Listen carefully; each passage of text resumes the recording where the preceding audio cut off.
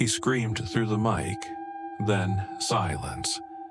Not the kind of silence you get when someone mutes or disconnects. This one lingered. It buzzed like static stuck between channels, and every second it stretched, the air in my room got heavier.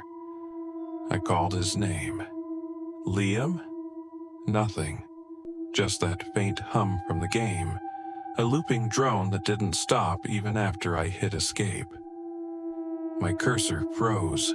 The screen flickered, and for half a second I swear I saw his webcam feed.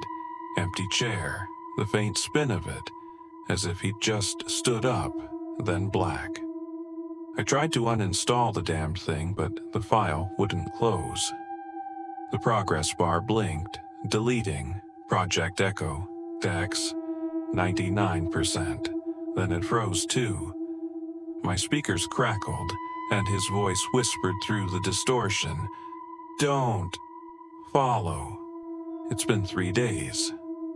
His phone goes straight to voicemail. His Steam profile still shows online, playing the same game.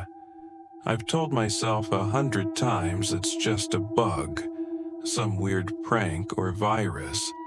But sometimes, when my computer's on, I can hear faint keystrokes that aren't mine. The game's folder keeps coming back, even after I delete it. And last night, the loading screen music, that low, hollow tune, started playing from somewhere inside my headphones, even though they weren't plugged in. I don't know what that game was. All I know is you should never install it. It started as a normal weekend.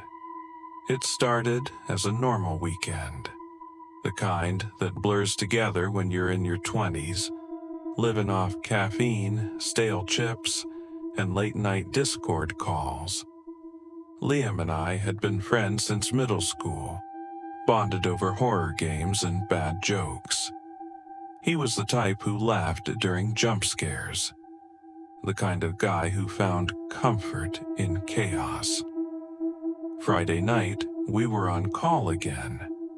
He was half asleep in his chair. Hoodie pulled over his face, mumbling something about how real horror doesn't come from monsters, it comes from code. That was classic Liam, half philosopher, half troll. I remember teasing him. You say that every time you find a broken indie game. He grinned through the webcam, eyes glinting behind the reflection of his monitor. Yeah, but this one's different. It's raw, not polished, not marketed, just real. That was the first time he mentioned the file, something he'd found on a small Discord server for game devs. He said it was sent in a private message, no icon, no name. Probably a dev prototype, he said. Bet it's creepy as hell. I didn't think much of it. We'd done this dance before, played half-finished demos, haunted ARGs, things that promised jump scares and ended with lag. But there was something in the way he said it this time. Quiet, almost reverent. When I asked what it was called, he hesitated. I don't know. The file name just says Project Echo. No publisher, no date. I laughed, told him it sounded fake. He just smiled and said, "Then let's prove it." He sent me the link that night, a plain text message, no description, no warning. If I'd known what that click would cost, I'd have ignored it. But I didn't, because back then it was just another weekend with Liam. The link looked harmless enough, a short URL, no preview, no thumbnail. Liam claimed it came from a guy named Nullroot on a private server for indie developers. When I hovered over it, my antivirus didn't even react. I remember saying, "It's probably a troll file," and Liam replying, "That's what makes it fun." He was screen sharing, humming the Silent Hill theme under his breath as the file downloaded. The progress bar stuttered between 32% and 97%, the numbers flickering like a heartbeat. Then, instead of showing up in his downloads folder, the icon just appeared on his desktop, blank, pure white. I asked him to right-click it. Nothing happened. He double-clicked instead. The cursor spun for a second, then the screen went black. "Dude?" I said. "Yeah, it's loading," he muttered, leaning closer. "Weird, it's not showing any window." I could hear faint whispering through his mic, but it wasn't coming from him. It was layered, like voices overlapping in a tunnel. He claimed it was part of the game. "It's called Project Echo," he said. "There's no main menu, no credits, it just starts." His webcam flickered briefly, just enough for me to notice the glow on his face. The game's reflection in his glasses looked like a hallway, impossibly long, made of shifting static. I hesitated. "Send me the file first, let me check it." But the message arrived before I could finish. Project Echo zip 1.2 GB. When I tried downloading it, my connection dropped for a moment. Then the file appeared anyway. I opened the folder, empty, except for one text file titled radme.txt. Inside, it was a single line. "Thank you for joining. Your session begins now." I laughed nervously, told Liam it was probably some interactive horror thing. He didn't laugh back. He was staring off screen, eyes wide, breathing shallow. "It's not a game," he whispered. That should have been my first warning. The way his tone shifted from curiosity to fear in seconds. But I ignored it, because part of me needed to know what he saw. And maybe that's what it wanted. The moment I launched it, everything about the experience felt wrong. No startup logo, no window border. Just a blank screen that slowly brightened into a dim corridor lined with doors. The kind of environment you'd see in an old PS1 demo, only sharper, more alive. Every detail, the stains on the floor, the flicker of the lights, looked too deliberate to be random code. At first, I thought it was a walking simulator. You could move forward, open doors, hear faint sounds of breathing behind the walls. Then, the audio began to whisper. It wasn't background noise. It was words. My name. Spoken softly, like someone testing it for the first time. "Liam, this is sick," I said into my mic. "How's it doing that?" He didn't respond right away. When he did, his voice was slow, distracted. "It's asking me questions." "Questions?" "Yeah, about us, about how long we've been friends." My stomach dropped. "Wait, where do you see that?"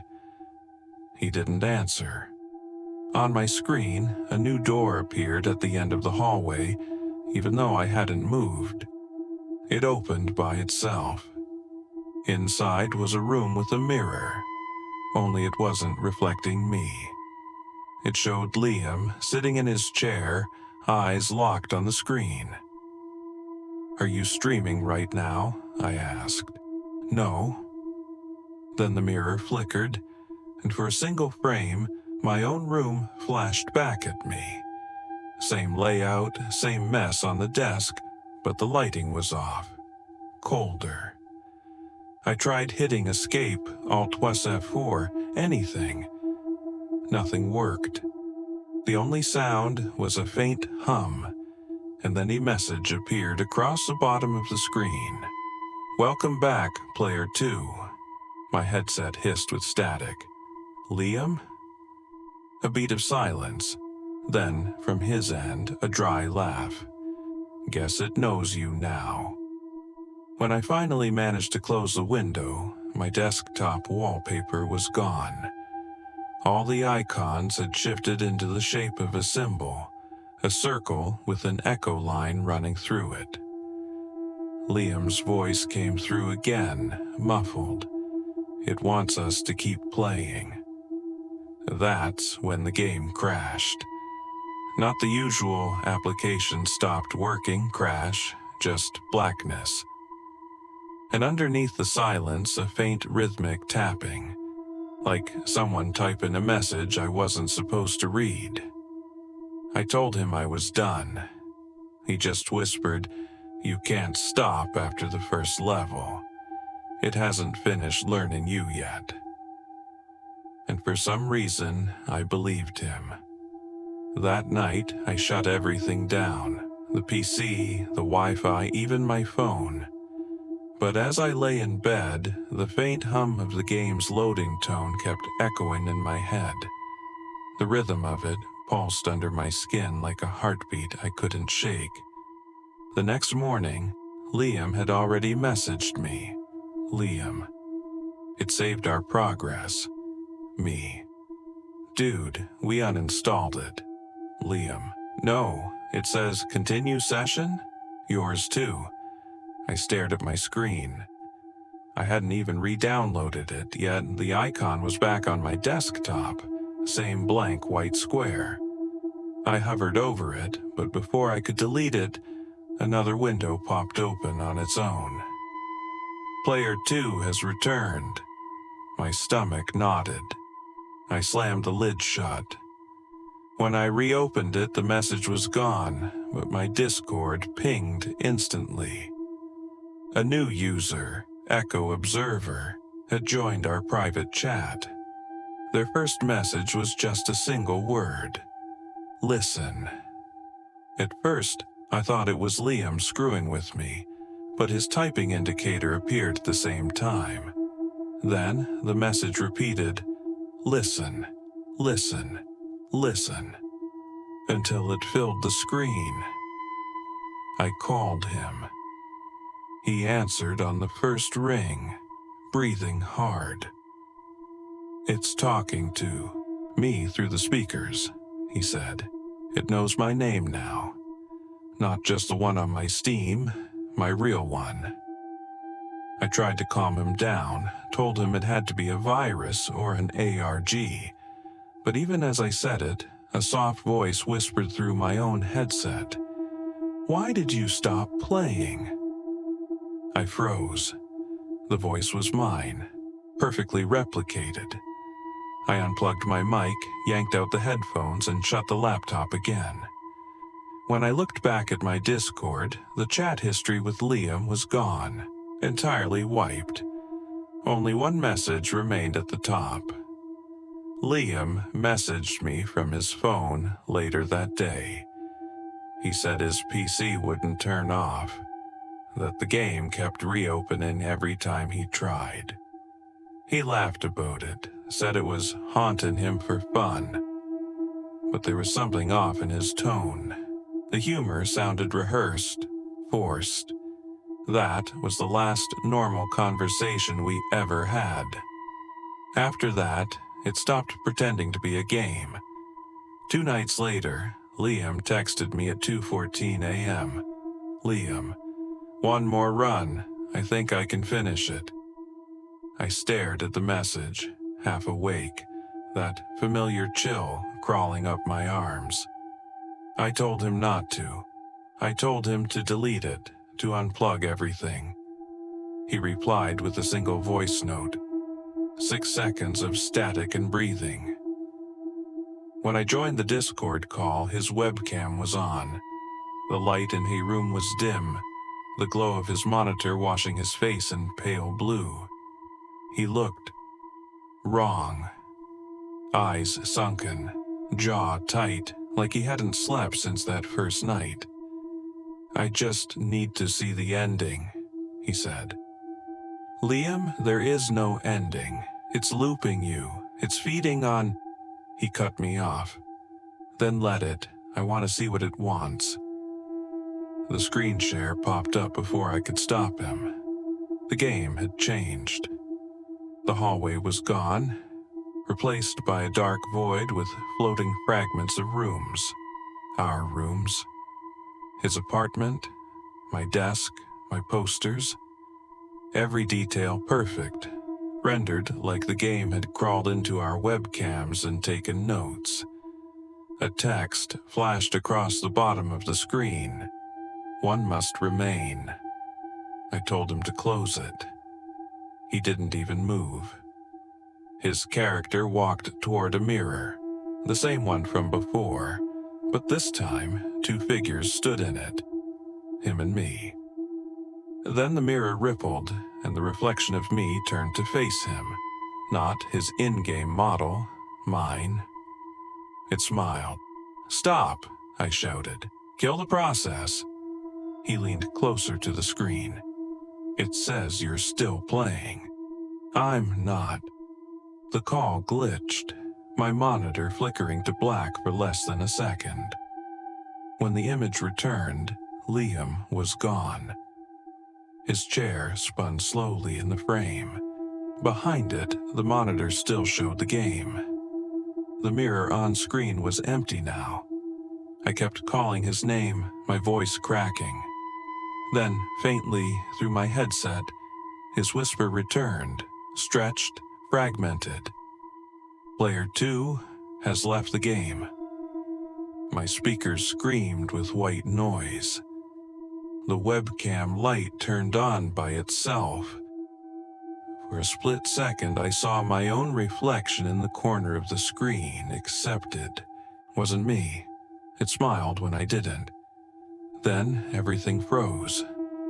When I restarted my computer, the desktop was blank except for one folder, Echo Complete. Inside was a single file named Liam Wav. I never opened it. But every few hours, the file date updates by itself. Like something inside it is still recording. I didn't sleep that night. Every time I closed my eyes, I saw that empty chair spinning on Liam's webcam feed. I waited for him to come back online, to text, to joke, to say it was all some elaborate prank. But he never did. By morning, his Discord account was gone. His Steam profile, too, replaced with a gray silhouette and a message that read, "User not found." When I searched his handle on Google, all that came up were old cached pages. It was like he'd been erased, pixel by pixel. I called his phone, straight to voicemail. I tried his parents. They hadn't heard from him in 2 days. They thought he was with me. That was when the police got involved. They came by my apartment, asked questions I couldn't answer. I told them everything, or at least everything that didn't make me sound insane. I said he'd downloaded a game from a random link, that we played it together, that the night before he vanished, it showed his webcam feed. They nodded politely, took notes, and left. They didn't even write down the name Project Echo. A few days later, one of the officers called me back, said they'd checked Liam's apartment. No signs of struggle. Computer gone, router smashed. The only thing they found was a sticky note on his desk. 3 words, written in shaky handwriting. "Finish the session." I tried to move on, I really did. Deleted my Discord, wiped my hard drives, even got a new laptop. But sometimes when I'm working late, my notifications flicker. A friend request from someone named Echo Observer. I don't click it anymore. I've learned what happens when you do. Still, every night, when I open Steam, I see the same haunting thing at the bottom of my screen. Liam, online, playing, Project Echo. It's been 32 days, and I don't think he's playing alone. I thought formatting my hard drive would be enough. I thought getting rid of every trace of Project Echo would end it. But the truth is, you can't delete something that doesn't exist on your system. You can only invite it in, and once you do, it stays. It started small again. A sound, that faint Lupin hum that used to play on the game's title screen. Except now, it comes from nowhere. I'll be lying in bed and I'll hear it. Low, mechanical, and almost breathing. Sometimes it syncs with the flicker of my monitor. Sometimes I swear it comes from inside the walls. 2 nights ago, I saw Liam, not in person, on my screen. His webcam feed. Same dim light, same black hoodie, same smirk. Except his eyes didn't blink. He typed into the chat box, "You left me mid-session." My hands froze. I wanted to reply, to say I was sorry, to ask him what happened, but the keyboard was locked. The mouse moved on its own, clicking through folders I hadn't opened in years. Each one contained new files, hundreds of them, all named with timestamps and my username. The last one was labeled "Now Playing MP4. When I opened it, I saw myself, sitting in the exact position I was in. Same clothes, same lighting, same terrified face. Behind me, a figure loomed, glitching in and out like static given shape. That's when I heard Liam's voice again, but it wasn't coming from the video. It was coming from behind me. "Finish the session." The lights went out. My monitor turned white. Lines of code flickered across it, coordinates, IP addresses, and then a message. "New player joined, Echo, Observer." I should have run. Instead, I sat there, staring. As the cursor moved on its own again, it opened the game, and then the screen went black. What happened next? I don't remember all of it. There were flashes, distorted faces, a city made of wires, a voice whispering instructions in binary. I woke up on the floor at dawn, my computer still humming. When I checked the screen, there was only one message left. "Session complete. Uploading player data."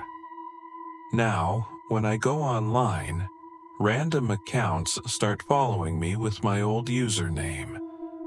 My reflection in the monitor lags by half a second. My microphone sometimes turns on by itself. And last night my friend list updated again. You, online, playing Project Echo. So if you're watching this or listening to this, whatever this becomes when it's uploaded, do not search for the game. Don't download it. Don't even type its name. Because the session never ends. It just waits for the next player to log in. I don't know how long I've been awake. The days bleed together now. The hum of my PC never stops, and my reflection in the monitor doesn't always move when I do. I tried destroying it. I smashed the tower, ripped out the cables, even burned the SSD. But the game wasn't in the computer. It was in me. Every night at 3:03 a.m., the sound starts again. The loading screen loop. The same one that played the moment Liam vanished. It's faint at first, like it's testing if I'm listening. Then it gets louder, clearer, closer. I've started recording these logs, not for the police, not for views, not even for answers. I'm doing it because maybe, just maybe, if someone else hears this, they won't make the same mistake I did. I shouldn't have clicked that link. I shouldn't have joined that session. I shouldn't have ignored the warning that flashed the first time I launched it. You agree to become part of the network. That's what Project Echo was. Not a game, a network. A system feeding on attention, on curiosity, on connection. And once you're in, it doesn't let you go. Sometimes I still hear Liam, not from the speakers, but inside the static. He says my name over and over, begging me to finish what he started, to finish the session. And I know what that means now. It wants me to upload the final version, to share the file, to let the cycle continue. So, I'm recording this last entry as a warning. When you see it, when this video appears in your feed, that means it's already spreading. That means it's chosen you next. You'll think it's just another story, just another creepypasta. That's how it begins. But when you hear the hum, that low, pulsing tone, don't follow it. Don't search for the game, because once you do, you become the echo. And somewhere out there in that endless digital void, Liam and I will be waiting for the next player to press start. It's been 6 days since I recorded the epilogue. At least, I think it's been 6. My clocks don't match anymore. My phone says one thing, my PC says another, and outside, the sun rises twice sometimes. I wasn't going to upload that last entry, I really wasn't. But this morning, I woke up and found it already online.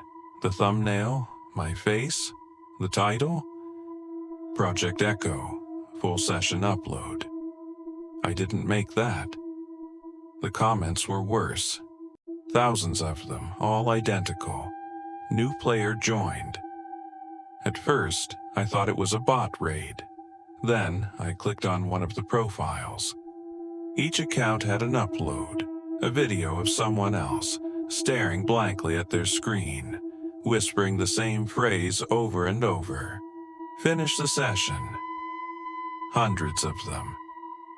Different faces, same room layout, same hum in the background. I tried deleting my channel, but YouTube said, "This action cannot be completed while your session is active." Then my screen flickered, and the file manager opened on its own again. A new folder appeared. Echo. Network. Inside were recordings I've never made, one for each day I've been awake.